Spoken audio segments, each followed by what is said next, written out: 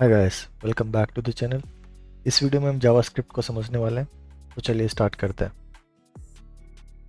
JavaScript एक event based programming language है। तो फॉर एग्जांपल अगर आप अपनी वेबसाइट में कोई इवेंट क्रिएट करना चाहते हैं, कोई एक्शन करना चाहते हैं, अगर यूज़र जब माउस पे क्लिक करता है, डबल क्लिक करता है या राइट क्लिक करता है या कीबोर्ड का कोई बटन आप प्रेस करते हैं, तो उसके बेसिस पे आप कोई एक्शन क्रिएट करना चाहते हैं। या फिर जब आपका वेबसाइट लोड होता है या अनलोड होता है, तब आप कुछ एक्शन करना चाहते हैं। और भी ऐसे काफ़ी सारे केसेस हैं जिसमें जावास्क्रिप्ट हमको हेल्प करता है उन सब एक्शंस को क्रिएट करने में, जिससे आपका वेबसाइट एक लाइव दिखेगा। ओके, सो स्टार्ट करते हैं। तो इस जावास्क्रिप्ट की सीरीज़ में हम ये सभी टॉपिक्स को कवर करेंगे, जिनमें मेन मेन टॉपिक्स मैंने यहाँ पे मेंशन कर दिए हैं, जिनको हम इस वीडियो में देखने वाले हैं। तो पहला हो गया comments, single line comments and multi line comments की जावास्क्रिप्ट प्रोग्रामिंग लैंग्वेज में कमेंट्स कैसे हम अ, डाल सकते हैं। वेरिएबल्स कैसे यूज़ करते हैं। डिफरेंट टाइप के वेरिएबल्स होते हैं, वेरी वार हो गया, लेट हो गया, कॉन्स्ट हो गया, तो इन सबको भी हम सीखेंगे। डिफरेंट टाइप के डेटा टाइप्स होते हैं, स्ट्रिंग हो गया, नंबर हो गया, बूलियन, अरे, ऑब्जेक्ट, नल, अनडिफाइंड, इन सबको भी हम कवर करेंगे। एंड डिफरेंट टाइप के जावास्क्रिप्ट में ऑपरेटर्स होते हैं, फॉर एग्जांपल अर्थमेटिक ऑपरेटर्स हो गए, असाइनमेंट ऑपरेटर हो गए, comparison operators, logical operators. Okay, तो इन सबको भी हम कवर करेंगे। एंड किसी भी प्रोग्रामिंग लैंग्वेज में कंडीशनल स्टेटमेंट्स होते हैं, जो कि हो गए इफ़ एल्स, इफ़ एल्सिव, एल्स या स्विच। तो इनको भी हम इस वीडियो सीरीज़ में कवर करेंगे। और कंडीशनल टर्नरी ऑपरेटर भी होते हैं, उनको भी हम देखेंगे। और फंक्शंस जो एक इम्पोर्टेंट टॉपिक होता है, उसको भी हम कवर करेंगे। एंड देर आर एक different type of global and local variables, उनको भी हम देखेंगे। लूप्स को भी हम समझेंगे कि कौन कौन से लूप हैं। वाइल हो गया, डू वाइल हो गया, फोर हो गया, फोर ईच हो गया। एंड दो अलग ये डेटा टाइप्स होते हैं, अरे एंड ऑब्जेक्ट्स, इनको भी हम कवर करेंगे। डिफरेंट अरे के जो भी मेथड्स हैं, उनको भी हम देखेंगे, जैसे पॉप फंक्शन हो गया, पुश फंक्शन हो गया, sort, shift, unshift, concat, join, slice, splice, is array, index of, includes, find, filter, इन सब अरे के फंक्शंस को भी हम कवर करेंगे। ऑब्जेक्ट्स को भी हम इसमें जानेंगे। मैप एंड फिल्टर जो बहुत कॉमन होते हैं, जो काफ़ी ज़्यादा यूज़ होते हैं अरे पे, उनको भी हम समझेंगे। स्ट्रिंग के भी बहुत सारे मेथड्स होते हैं, उनको भी हम इस वीडियो सीरीज़ में कवर करेंगे। नंबर के मेथड्स को भी कवर करेंगे। एंड काफ़ी लोगों को कन्फ्यूजन होता है नल एंड अनडिफाइंड में, उसको भी हम इस वीडियो सीरीज़ में कवर करेंगे। तो फिलहाल के लिए इस एक वीडियो में मैं इतने सारे टॉपिक्स को कवर नहीं कर पाऊंगा। इनमें से कुछ स्टार्टिंग के पहले कुछ टॉपिक्स को कवर करूंगा, एंड आने वाली वीडियो सीरीज़ में मैं बाकी जो बचा पार्ट रहेगा उसको भी कवर कर दूंगा।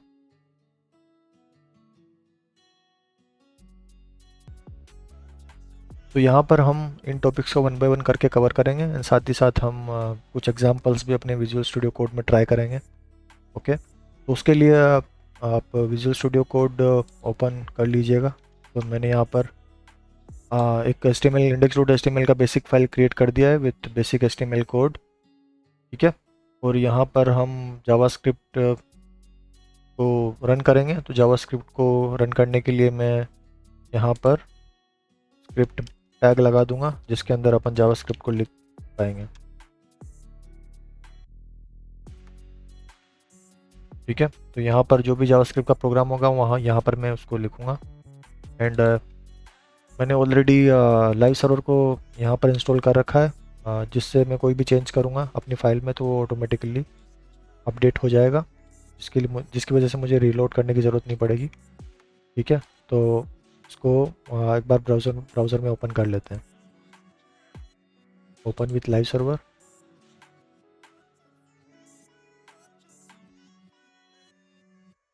ठीक है, तो अभी आप यहाँ पे देख सकते हैं कि अपना ये पेज ओपन हो चुका है।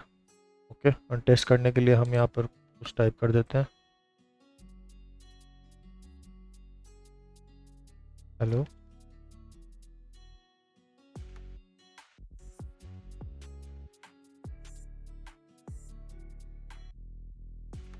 एंड आप देख सकते हैं कि यहाँ पे हेलो प्रिंट हो गया है। ठीक है, तो इस अपना सेटअप ऑलरेडी रेडी है। तो चलिए हम कॉन्सेप्ट को वन बाय वन करके कवर करते हैं।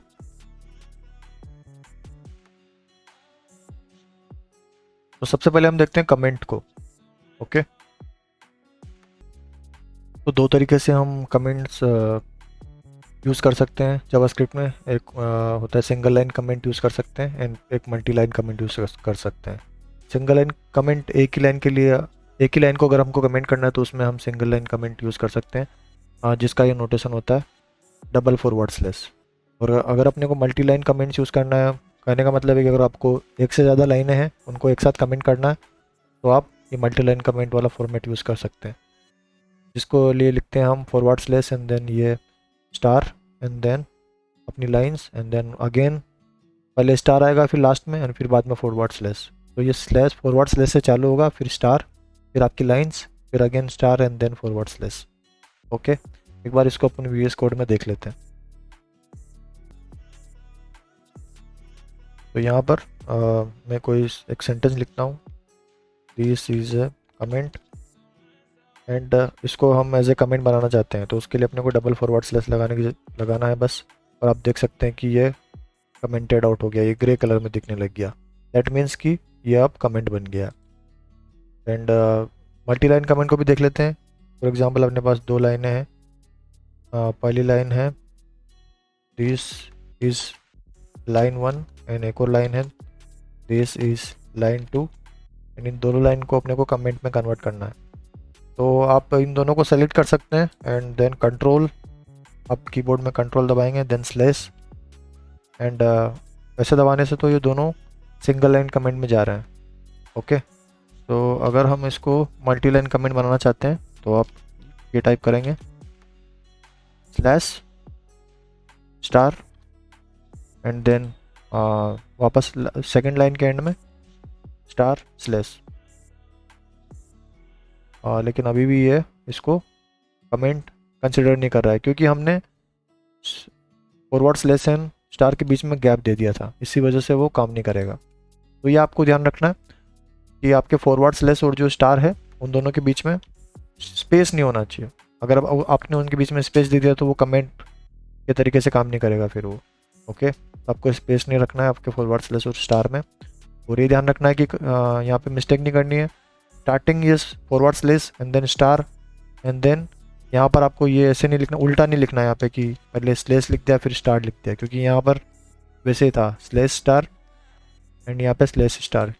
क्योंकि आप अभी आपको लग रहा होगा कि ये कमेंट है, लेकिन देखो आप कि नीचे का भी कमेंटेड आउट दिख रहा है, तो ये गलत है। आपको पहले कमेंट को जब आप एंड करोगे तो पहले स्टार लगाओगे एंड देन फॉरवर्ड स्लैश लगाओगे, तभी कमेंट कंप्लीट होगा। क्योंकि अगर आप रिवर्स कर देंगे तो फिर वो नीचे का भी ऑलरेडी वो कमेंटेड ही दिखाएगा। ठीक है, और कमेंट हम क्यों यूज़ करते हैं जावास्क्रिप्ट में कि फॉर एग्जांपल हमने कोई प्रोग्राम लिखा होता है, कुछ लाइन ऑफ कोड लिखा होता है और हमको उसके बारे में कुछ इन्फॉर्मेशन देना होता है यूज़र को। ओके, तो उस केस में हम इन्फॉर्मेशन देने के लिए जो ये कमेंट है वो कोई जावास्क्रिप्ट में ये एग्जीक्यूट नहीं करेगा, ये कोई एज ए प्रोग्राम नहीं कहलाएगा, ये सिर्फ अपने प्रोग्राम के बारे में कुछ इन्फॉर्मेशन प्रोवाइड करेगा, कोई जानकारी देने के लिए। क्योंकि फॉर एग्जांपल आप समझिए कि कोई एक डेवलपर है, कोई एक प्रोग्रामर है जिसने अपना प्रोग्राम लिखा है एंड दूसरा प्रोग्रामर है, अब वो उसके पहले वाले प्रोग्रामर के प्रोग्राम को देख रहा है। तो अब दूसरे वाले प्रोग्रामर को अच्छे से कोड समझने के लिए में डिफ़िकल्टी आती है।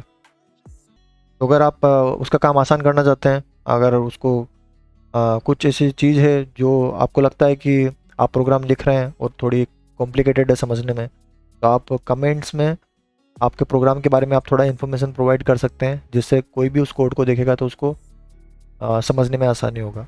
ठीक है, तो इसलिए हम कमेंट्स यूज़ करते हैं कि कमेंट्स थोड़ा अपने को इन्फॉर्मेशन प्रोवाइड करता है अपने कोड के बारे में। ठीक है, ये जो कमेंट होता है वो एग्जीक्यूट नहीं करता है जावास्क्रिप्ट में, ये सिर्फ इन्फॉर्मेशन प्रोवाइड करने के लिए होता है। ये दो टाइप के कमेंट हमने देखे हैं, एक तो सिंगल लाइन जिसमें डबल फॉरवर्ड स्लैश लगता है, और एक मल्टी लाइन में slash star and star slash के साथ लगता है। ठीक है, तो इसी के साथ अपना ये कमेंट का पार्ट कंप्लीट होता है। अभी आपको इसको रन करा के देखेंगे हम, तो आप देखेंगे कि ये कुछ भी प्रिंट नहीं करेगा या कुछ भी इंफॉर्मेशन नहीं देगा ब्राउज़र में, क्योंकि ये प्रोग्राम का पार्ट नहीं है। तो आप कंसोल में जाऊंगा मैं यहाँ पर, आप कंट्रोल शिफ्ट आई दबा सकते हैं। राइट क्लिक भी करके भी आप इंस्पेक्ट करेंगे तो आपको ये विंडो ओपन हो जाएगा। एक बार मैं दिखा देता हूँ। Right click, inspect and window में यहाँ पर कंसोल है। इस कंसोल में आपका जावास्क्रिप्ट का जो फाइल है उसमें जो भी कंसोल में आप अगर कुछ प्रिंट करेंगे तो वो आपको यहाँ पे प्रिंट होके दिखेगा। ठीक है, तो यहाँ पर भी आपको कुछ नहीं दिख रहा है, यहाँ पर भी आपको कुछ नहीं दिख रहा है। दैट मीन्स कि कमेंट वाली चीज़ें आपको शो नहीं होती है। चलिए अब हम अपने नेक्स्ट टॉपिक पे चलते हैं। सेकंड जो टॉपिक है हमारा वो है वेरिएबल्स। तो वेरिएबल्स को हम एक बार देख लेते हैं कि हाँ, तो यहाँ पर आप देखिए कि जावास्क्रिप्ट में हम वेरिएबल्स को कैसे बनाते हैं। वेरिएबल को बनाने के लिए आप लिखते हैं var लिखेंगे, देन अपने वेरिएबल का नाम लिखेंगे। तो यहाँ पर टेस्ट एक वेरिएबल का नाम हो गया, इक्वल टू, एंड यहाँ पर 10 उसकी वैल्यू हो गई। ओके, तो यहाँ पे var हो गया वेरिएबल कीवर्ड, ये बताने के लिए कि ये एक वेरिएबल है। एंड वेरिएबल का आप नाम दे रहे हैं ताकि आइडेंटिफाई हो जाए कि ये 10 क्या है। एक टेस्ट एक वेरिएबल का नाम हो गया और उसकी वैल्यू क्या हो गई, 10। ओके, तो ये वेरिएबल्स आप काफ़ी ज़्यादा यूज़ करते हैं अपने जावास्क्रिप्ट प्रोग्रामिंग लैंग्वेज में। ये हम अपने प्रोग्राम में कुछ भी करने के लिए अपने को बहुत बार वेरिएबल्स बनाने की ज़रूरत पड़ती है। ठीक है, तो वेरिएबल्स एक इम्पोर्टेंट चीज़ है, इसको आपको अच्छे से समझ में आना चाहिए। ठीक है, तो आप ये देखेंगे यहाँ पे कि ये कीवर्ड हो गया var, टेस्ट उसकी वेरिएबल का नेम हो गया, एंड 10 उसकी वेरिएबल की वैल्यू हो गई। ठीक है, सेम चीज़। तो var क्या करता है, अपने को वेरिएबल को एक डिक्लेयर करता है, और जो भी उसके आगे अपन लिखते हैं तो वो उस वेरिएबल का नेम प्रोवाइड कर देता है। एंड इक्वल टू में जब आप उसको कुछ वैल्यू देते हो तो आप वेरिएबल को इनिशियलाइज़ करना हो गया, उसका एक मीनिंग हो गया कि आपने वेरिएबल को इनिशियलाइज़ कर दिया है अब। ठीक है, तो सिंपली अगर आपने var लिख के भी आप छोड़ सकते हो। अगर आपने सिर्फ वेरिएबल बनाया है लेकिन उसको कोई वैल्यू नहीं दी है तो उस केस में क्या होगा, सिर्फ वेरिएबल आपने डिक्लेयर किया कि हाँ एक वेरिएबल, इस नाम का एक वेरिएबल आपने डिक्लेयर कर दिया, लेकिन अभी उसको इनिशियलाइज़ नहीं किया। इनिशियलाइज़ क्यों नहीं किया, क्योंकि उसको आपने वैल्यू नहीं दी है। ठीक है, तो उस केस में उसकी वैल्यू क्या रहेगी, उस केस में उसकी वैल्यू रहेगी अनडिफाइंड, उसकी कोई वैल्यू नहीं रहेगी। अनडिफाइंड मतलब कि ए की कोई वैल्यू नहीं है। ओके, जब आप उसको कोई वैल्यू देंगे, फॉर एग्जाम्पल यहाँ देखिए आप ए इक्वल टू 10 दे दिया, तो ये हो गया एक प्रकार से कि ए को एक वैल्यू असाइन कर दी हमने 10, तो वो असाइनमेंट हो गया। वेरिएबल असाइनमेंट उसको बोलते हैं कि आप वेरिएबल को कोई वैल्यू प्रोवाइड करते हैं। ठीक है, तो एक बार इसको अपन VS कोड में देख लेते हैं वेरिएबल बना के।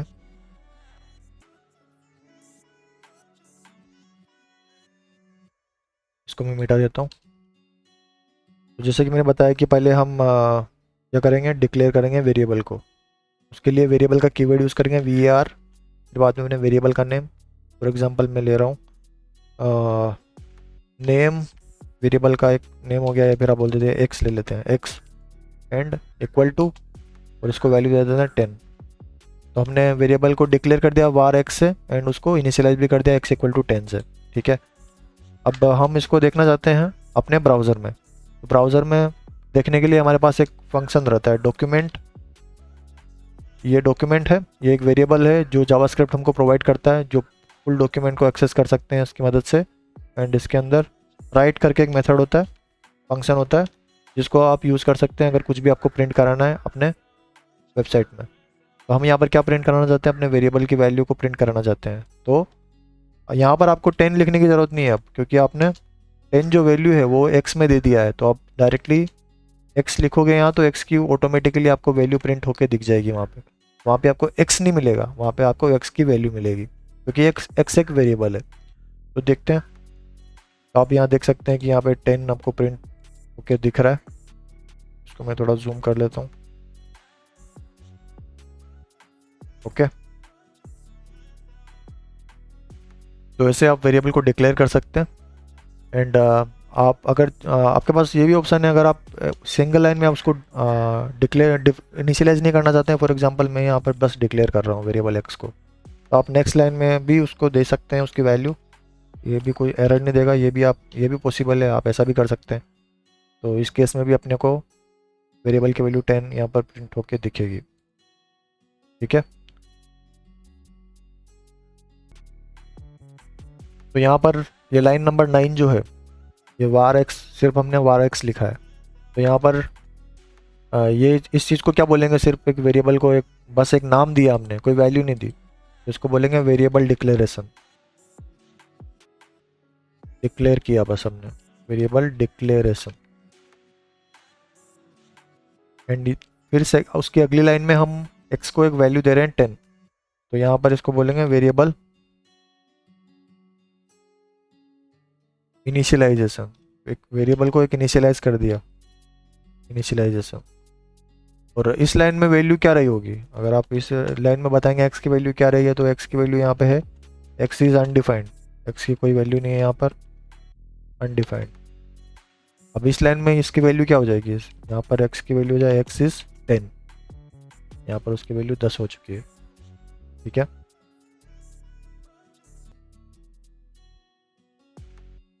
तो यहाँ पर वेरिएबल को बनाने का अपने पास सिर्फ एक ही तरीका नहीं है, वार ही नहीं है, अपने पास दो और अलग और तरीके भी हैं, जिनको बोलते हैं लेट एंड कॉन्स्ट। तो एक वार तरीका हमने अभी देखा था वेरिएबल को बनाने का, एक और दूसरा तरीका होता है लेट, एंड एक और अपने पास एक और तरीका अवेलेबल है कॉन्स्ट। ओके, अब इन दोनों को देखते हैं, लेट एंड कॉन्स्ट को। तो सबसे पहले समझते हैं कि क्या डिफरेंस रहेगा इस वार, लेट एंड कॉन्स्ट में। तो यहाँ पर आपको डिफरेंस सही से समझ में आ जाएगा। तो यहाँ पर अपन एक वेरिएबल बना रहे हैं एक्स, और उसको value they the hello. Okay, and यहाँ पर देखिए, यहाँ पे भी एक लेट एक्स, यहाँ पर लेट को यूज़ करके हम वेरिएबल बनाएंगे, तो हम सिर्फ वार की जगह अपने को लेट यूज़ करना रहेगा। और कॉन्स्ट के जरिए आप बनाना चाहते हैं वेरिएबल, तो आपको कॉन्स्ट लिखना होगा आगे। तो कीवर्ड चेंज होगा बस, या तो वार यूज़ करेंगे, या लेट यूज़ करेंगे, या कॉन्स्ट यूज़ करेंगे।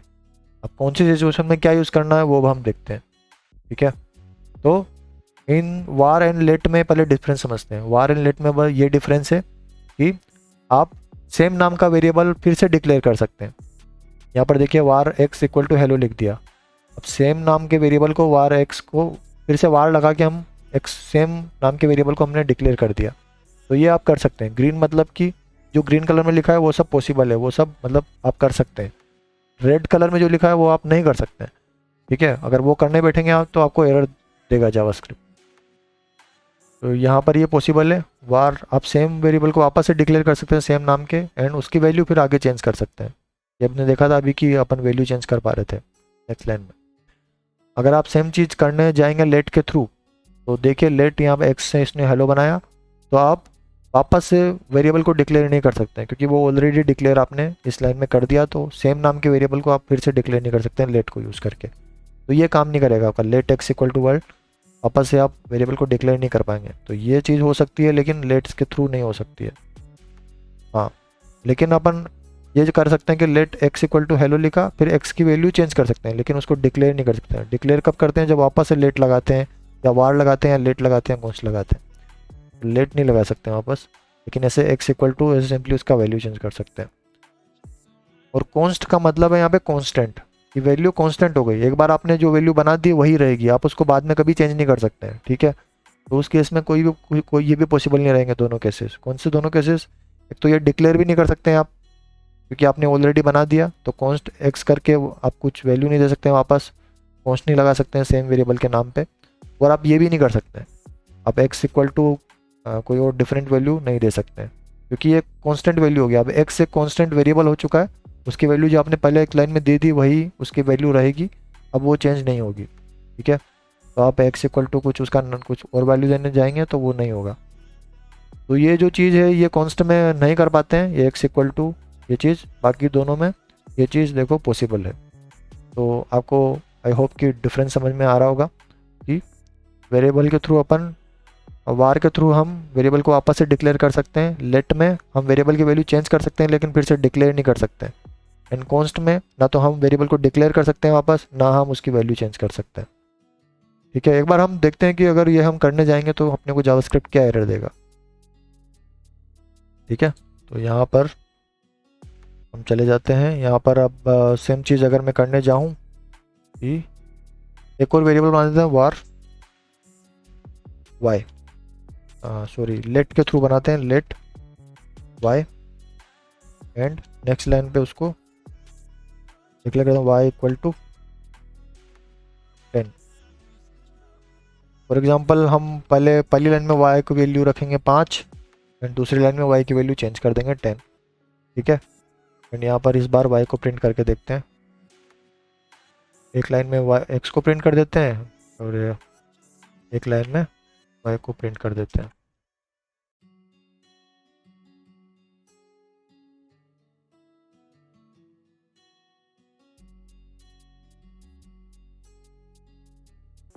तो आपको यहाँ दिखेगा कि दोनों साथ में दिख रहे हैं। जो पहला 10 है वो एक्स एक्स से आ रहा है और दूसरा 10 जो है वो वाई से आ रहा है। ठीक है, तो आपको ये सही से लिखना होगा अगर आपको सही से प्रिंट करके देखना है। तो या तो आप क्या कर सकते हैं, बीच में ये लगा सकते हैं डॉक्यूमेंट डॉट राइट। एक लाइन देने के लिए बीच में कुछ स्पेस देना है आपको, या एक आप चाहते हैं कि जो वाई की वैल्यू है वो एक्स के जस्ट राइट में नहीं आए, वो नेक्स्ट लाइन में आ जाए, है ना, उसके नीचे आ जाए। अदरवाइज़ आपको ये यहाँ 1010 दिखेगा। 1010 नहीं चाहते हम चाहते हैं 10 दिखे, फिर नेक्स्ट लाइन में 10 दिखे। तो वो करने के लिए आप सिंपली एक और बीच में ऐसे न्यू लाइन करके होता है स्लैश एन लिखते हैं, तो उससे नई लाइन में चला जाएगा वाई। सॉरी अभी नहीं जा रहा है ये, तो इसके लिए क्या तरीका होगा।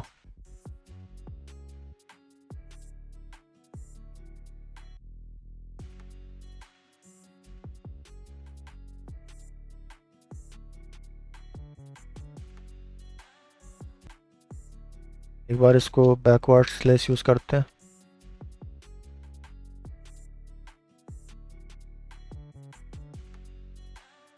ठीक है, बैकवर्ड स्लैश भी सही से नहीं ला रहा है, वो स्पेस दे रहा है लेकिन उसको न्यू लाइन में नहीं ला रहा है। फिर से कुछ ट्राई करते हैं। तो फॉरवर्ड स्लैश एन भी न्यू लाइन में नहीं लाया है, बैकवर्ड स्लैश एन भी स्पेस दिया है लेकिन न्यू लाइन में नहीं लाया। एक थर्ड तरीका है जो ट्राई करते हैं, जिसमें डॉक्यूमेंट डॉट राइट हम इसमें बी आर एस्टिमल का जो एलिमेंट होता है ब्रेक, बी आर मतलब ब्रेक होता है, तो वो क्या होता है कि नेक्स्ट लाइन में लेके आ जाएगा आपके एलिमेंट को। तो देखते हैं इस बार अगर बी आर यूज़ करने से नेक्स्ट लाइन में कंटेंट अपना जाता है कि नहीं जाता है। एक्स फिर ब्रेक आ जाएगा तो मतलब नेक्स्ट लाइन फिर वाई प्रिंट होगा। तो आप देख सकते हैं कि पहले एक्स प्रिंट हुआ 10 एंड फिर वाई की वैल्यू प्रिंट हुई 10। तो एक बार हम यहाँ पर इसको थोड़ा सही से लिख देते हैं, एक्स इज एंड ऐसे, एंड यहाँ पर ताकि पता चले कि कौन से वेरिएबल की वैल्यू क्या है, वाई इज एंड प्लस। ठीक है, तो आप देख सकते हैं एक्स इज 10, वाई इज 10। तो यहाँ पर आप देख सकते हैं एक्स की वैल्यू प्रिंट कर दी है उसने एंड वाई की वैल्यू प्रिंट कर दी है 10। तो लेट के थ्रू आप वेरिएबल वैल्यू चेंज कर पा रहे हैं, लेकिन लेट में जैसे कि मैंने बताया कि आप वेरिएबल को आप फिर से डिक्लेयर नहीं कर पाएंगे। तो एक बार देखते हैं, लेट यूज़ करते हैं फिर से, और वाई सेम वेरिएबल को हम डिक्लेयर करने की ट्राई करते हैं और कुछ वैल्यू देते हैं उसको 11 और देखते हैं। तो आप यहाँ देख पा रहे हैं कि ये यहीं पे एरर दे रहा है, ये बोल रहा है कि can not redeclare block scoped variable y. आप इसको री डिक्लेयर नहीं कर सकते। Okay, y variable redeclare नहीं किया जा सकता वापस जावास्क्रिप्ट में, क्यों? क्योंकि आप लेट यूज़ कर रहे हैं। ठीक है, सेव करेंगे अगर हम यहाँ पे जाएंगे तो भी हमको कुछ नहीं दिखेगा अब, क्योंकि अब एरर आ गया है तो ब्राउज़र एम्प्टी दिखेगा, कुछ भी वैल्यू नहीं दिखेगी। और यहाँ पर आपको कंसोल में भी एक एरर दिखेगा, री डिक्लेरेशन ऑफ लेट वाई। तो ये री डिक्लेरेशन की वजह से एरर आ रहा है।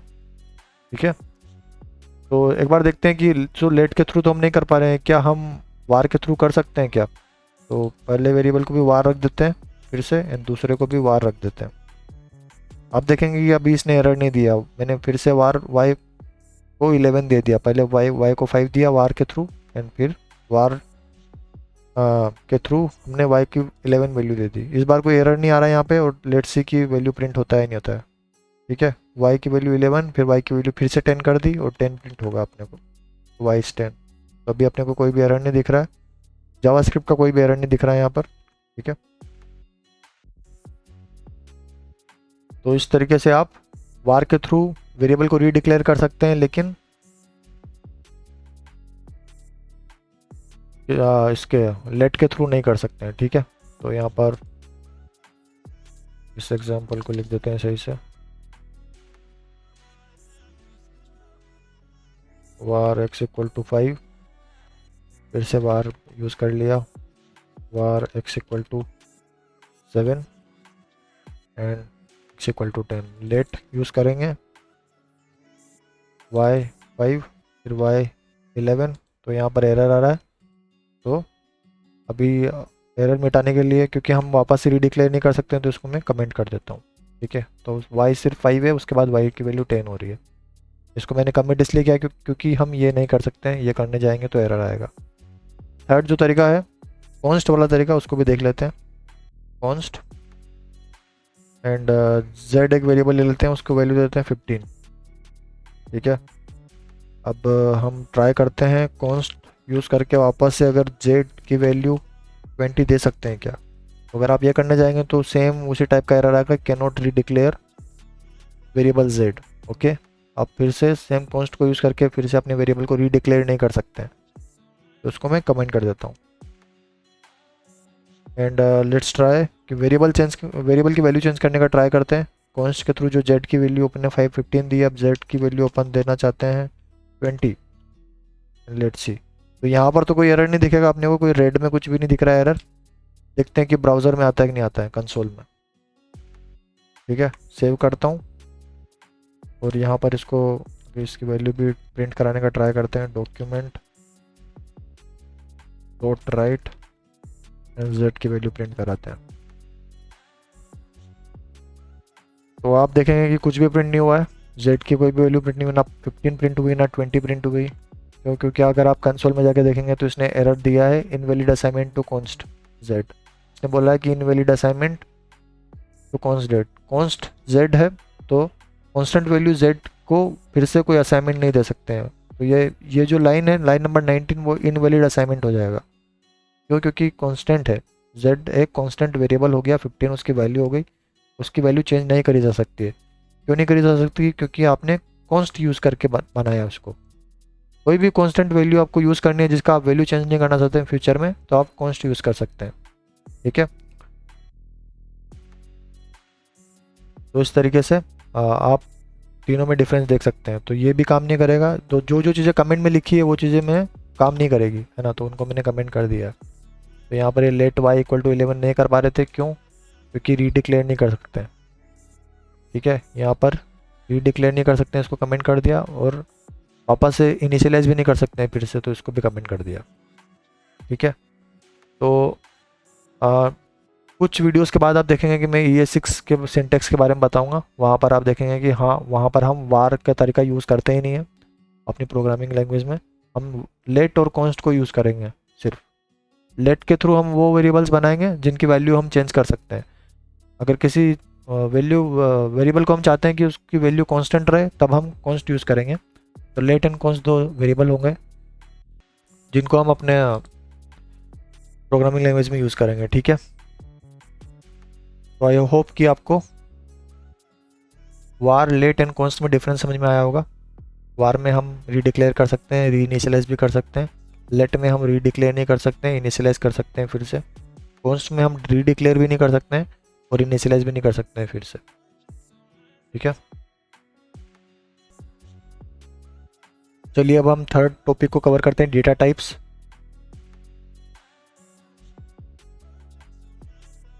और डेटा टाइप्स का क्या मतलब है यहाँ पर आप देखिए, वेरिएबल x को हमने एक वैल्यू दी है हेलो वर्ल्ड।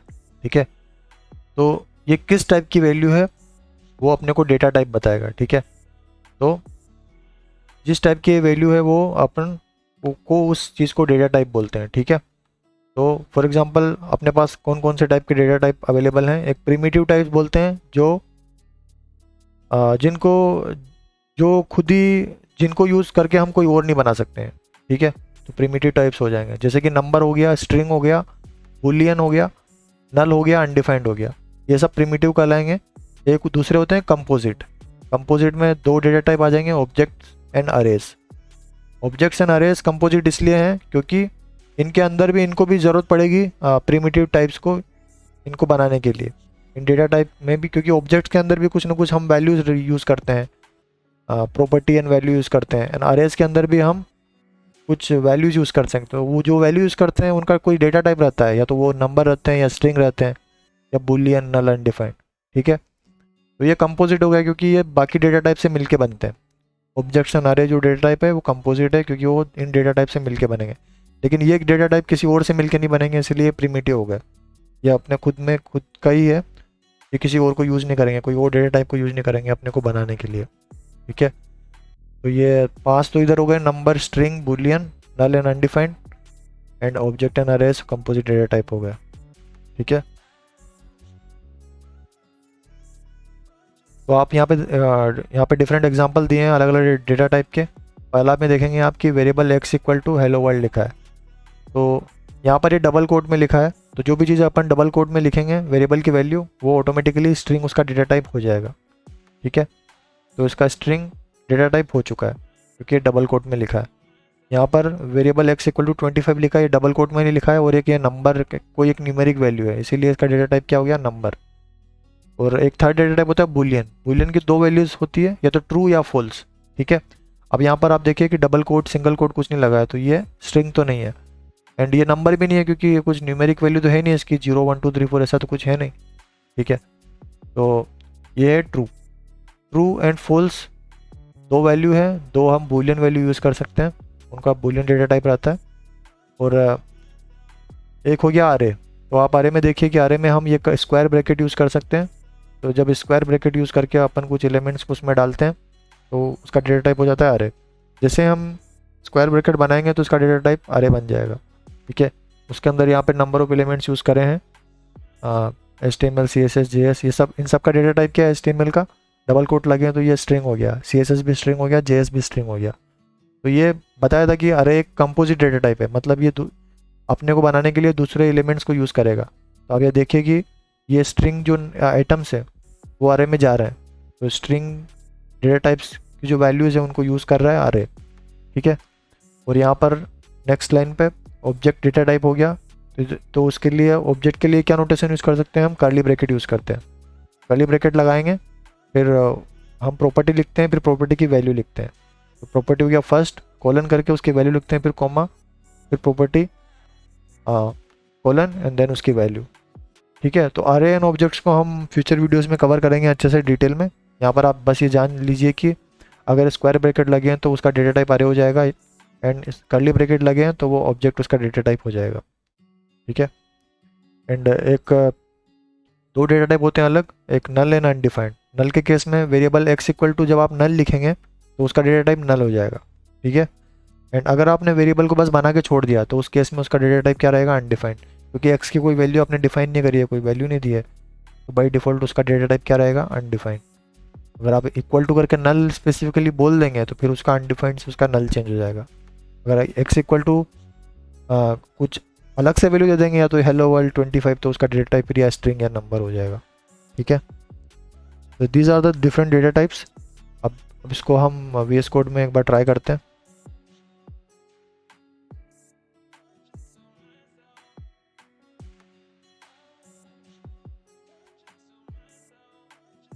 तो वार कीवर्ड को यूज़ करके हम एक डेटा बनाते हैं जिसका नाम देते हैं x, इसको वैल्यू दे दी 10।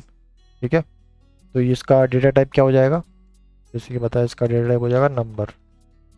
अब अगर हम इसका प्रिंट कराना चाहते हैं, एक तो हम वैल्यू तो प्रिंट कर ही सकते हैं, डॉक्यूमेंट डॉट राइट करके हम सीधा इसका x की वैल्यू प्रिंट हो जाएगी। ठीक है, तो ऐसे रीलोड किया तो 10। लेकिन हम चाहते हैं कि हम ये प्रिंट कराना चाहते हैं कि इसका डेटा टाइप क्या है, x जो भी वेरिएबल बना है अपना, इसका डेटा टाइप क्या है। अगर हम उसका डेटा टाइप प्रिंट करना चाहते हैं तो आपको क्या लिखना रहता है, टाइप ऑफ। आपको टाइप ऑफ लिखना होता है, वेरिएबल के पहले स्पेस देके type of space and variable का जो भी नेम है वो। ठीक है, तो उससे आपको वो डेटा टाइप बता देगा कि x का डेटा टाइप क्या है। देखिए नंबर प्रिंट हो रहा है क्योंकि x को हमने 10 दे दिया, तो x का डेटा टाइप क्या हो गया, 10 नंबर, सॉरी। तो इसीलिए टाइप ऑफ x क्या हो गया, नंबर हो गया। अभी फॉर एग्जांपल मैं यहाँ पर इसकी वैल्यू देता हूँ 10 ही लिखते हैं, लेकिन अभी मैंने बोला कि डबल कोट में लिख देते हैं। चलो, डबल कोट जब मैं यूज़ करूँगा तो उस केस में इसका नंबर नहीं रहेगा डेटा टाइप, उसका क्या बन जाएगा, स्ट्रिंग डेटा टाइप बन जाएगा। अभी हम इसको सेव करते हैं तो आप देखिए कि स्ट्रिंग प्रिंट हो रहा है। तो x का डेटा टाइप क्या है, अभी स्ट्रिंग है। स्ट्रिंग क्यों है, क्योंकि हमने x equal to double quote में 10 लिखा है, तो अब नंबर नहीं रहेगा उसका डेटा टाइप स्ट्रिंग हो जाएगा। ठीक है, एंड अभी कोई और एग्जांपल ले लेते हैं, फॉल्स। अगर x इक्वल टू फॉल्स लिखा है जैसे कि मैंने बताया कि अगर हम ट्रू या फॉल्स किसी वेरिएबल की वैल्यू लिखते हैं, ट्रू या फॉल्स, तो वो बूलियन डेटा टाइप कहलाएगा। ठीक है, अगर मैं इसको सेव करता हूँ तो अब देखिए बूलियन प्रिंट हो रहा है, क्योंकि एक्स का टाइप क्या हो गया, बूलियन। क्यों बूलियन हो गया, क्योंकि हमने एक्स की क्या वैल्यू दे दी, फॉल्स। तो उस केस में इसका टाइप हो जाएगा बूलियन। ट्रू लिखूंगा तो भी सेम उसका बूलियन ही आएगा, बूलियन ही है। एंड यहाँ पर अगर हम नल देते हैं तो देखिए आप इसका डेटा टाइप अब नल आएगा। तो नल एक्चुअली में एक ऑब्जेक्ट होता है। जब ये प्रिंट होके मिलेगा आपको तो एक ऑब्जेक्ट मिलेगा। ठीक है, क्योंकि नल को डायरेक्टली वो यहाँ पे प्रिंट करके नल नहीं देगा। ठीक है, लेकिन इसका डेटा टाइप नल रहेगा, लेकिन प्रिंट में ऐसे नहीं कि आपको यहाँ पे नल दिख जाएगा, यहाँ पे कुछ ऑब्जेक्ट लिखा हुआ आएगा। एंड कुछ इनिशियलाइज नहीं करते हैं इसको, ऐसे छोड़ देते हैं। इस केस में देखते हैं कि क्या आएगा। तो इस केस में अनडिफाइंड प्रिंट होके आ रहा है, तो उसका डेटा टाइप प्रिंट हो रहा है अनडिफाइंड। ठीक है, एक हम इसको अरे भी बना के देख लेते हैं एक बार। अरे बना दिया एंड इसमें कुछ वैल्यू देते हैं 10। तो अब देखें स्क्वायर ब्रैकेट लगाए हैं मैंने, अरे बना दिया। तो अब इसका डेटा टाइप क्या हो जाएगा, इसका डेटा टाइप अब अरे है। अभी आपको यहाँ पे अरे लिखा हुआ नहीं दिखेगा, क्योंकि ये अरे को भी एक क्या कंसिडर करेगा, वो ऑब्जेक्टिव प्रिंट होकर दिखेगा आपको। लेकिन इसका मतलब ये नहीं है क्योंकि ऑब्जेक्ट एक डेटा टाइप नहीं है, बस वो टाइप उसका आपको ऐसे प्रिंट करके मिलेगा, लेकिन उसका डेटा टाइप अरे रहेगा। एक लास्ट चीज़ बच गया, वो है ऑब्जेक्ट। तो ऑब्जेक्ट के लिए कर्ली ब्रैकेट लगाते हैं और इधर नेम लिख देते हैं, इधर उसकी वैल्यू लिख देते हैं। तो ये भी, इसका भी आपको सेम ऑब्जेक्ट प्रिंट होके मिलेगा। ठीक है, तो आप देखोगे कि किन किन केसेस में आपको स्ट्रिंग का जब बनाया था तो स्ट्रिंग ही प्रिंट होके मिला, नंबर का भी नंबर मिला, बूलियन का भी बूलियन मिला। आरे के केस में हमको प्रिंट होके ऑब्जेक्ट मिला, ऑब्जेक्ट के केस में ऑब्जेक्ट मिला, नल के केस में भी ऑब्जेक्ट मिला। इन तीन के केस में अपने को ऑब्जेक्ट प्रिंट होके मिलेगा। इसका मतलब ये नहीं है कि तीनों का डेटा टाइप ऑब्जेक्ट हो गया, वो बस प्रिंट होके वो दिखेगा, क्योंकि वो एक्चुअल में वो आरे प्रिंट नहीं कराएगा वहाँ पे। नल के केस में भी नल प्रिंट करा के नहीं दिखाएगा, और अनडिफाइंड के केस में अनडिफाइंड दिखा रहा था। ठीक है, तो दैट्स इट। इसमें डेटा टाइप्स यही होते हैं, 7 प्रकार के डेटा टाइप होते हैं: स्ट्रिंग, नंबर, बूलियन, अरे, ऑब्जेक्ट, नल एंड अनडिफाइंड। सो इस वीडियो में हम इतना ही कवर करते हैं। बाकी के जो कॉन्सेप्ट्स हैं वो हम नेक्स्ट वीडियो में कवर करेंगे। ऑपरेटर्स को हम नेक्स्ट वीडियो में देखेंगे। See you guys in the next video, bye.